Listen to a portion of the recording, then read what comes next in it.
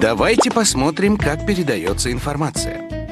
Если Келгиле карап көрөлү, маалымат кантип берилет? есть источник информации и есть Эгер маалымат берилип атса, демек сөзсүз түрдө маалыматтын булагы жана маалыматты кабыл алуучу болот.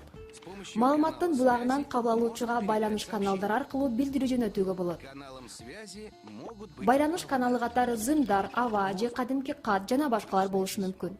и многое другое. Эми болсо маалыматтын булагы жана анын кабыл алуучусуна кайтып келели. Биз билип алдык, маалымат булагынын анын кабыл алуучусуна билдирүү жеткирүү үчүн бизге маалымат алып жүрүүчү керек. Носитель информации. Ар кандай маалымат алып жүрүүчүнүн жардамы менен таратылган билдирүү сигнал деп аталат. Сигнал бул сөзсүз эле кол менен кармай турган нерсе эмес. Бул кандайдыр бир процесс болушу мүмкүн. Же анын сүрөттөлүшү, же кандайдыр бир көрүнүштө болушу ыктымал.